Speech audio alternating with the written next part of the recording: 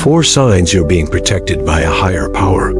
There are moments in life when chaos surrounds us, when betrayal strikes, when dreams collapse, and when silence becomes our only companion. Yet, instead of being consumed, we rise quietly and relentlessly, as if something unseen is guarding us. This isn't about divine superstition. It's about discipline. Those who live by inner order understand that protection doesn't always appear as a rescue. Often, it looks like isolation, rejection, and delay. 1. Everything you chased suddenly escapes you. You desperately wanted that relationship to work, or you prayed for that opportunity to remain, but it slipped away without warning or closure. Most people perceive this as a loss, but the wise recognize it as redirection. Seneca once wrote, "A setback has often cleared the way for greater fortune. Many things have fallen only to rise to more exalted heights." When the world takes what we once considered good, it frequently spares us from what would have slowly poisoned our character. You weren't rejected. You were rerouted towards solitude, clarity, and unshakable strength. To those who are blind, it appears you are losing. But for those of us who have experienced the bitterness of false success, we know that isn't punishment, it's protection. Sign 2. You stop reacting and start observing. A powerful force begins to defend you the moment you master yourself. There's no loud retaliation, no public complaints, just the silence of a warrior who has burned through his own rage. Epictetus warned, when someone irritates you, it is not their action, but your judgment that disturbs you. The Stoics believed, true invincibility comes not from armor, but from perception. When insults, manipulation, and games no longer sway your emotions, you don't merely survive, you transcend. This stillness, this unnatural calm in the face of provocation, is no accident. It's the quiet signal of protection from the inside out. Because once your inner citadel is built, no chaos, no betrayal, no venomous tongue can destroy. Sign 3. You're forced to walk alone, yet feel no fear. It begins subtly.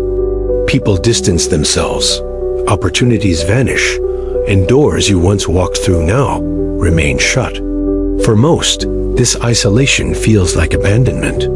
But for those who live by higher principles, we see it as a purification. Marcus Aurelius reminded himself, "It is not the man who has too little, but the man who craves more that is poor." So, when life strips away the noise, the chaos, and the fake smiles, we are left with something far rarer, our own clarity. This forced solitude isn't a curse, it's a sacred space.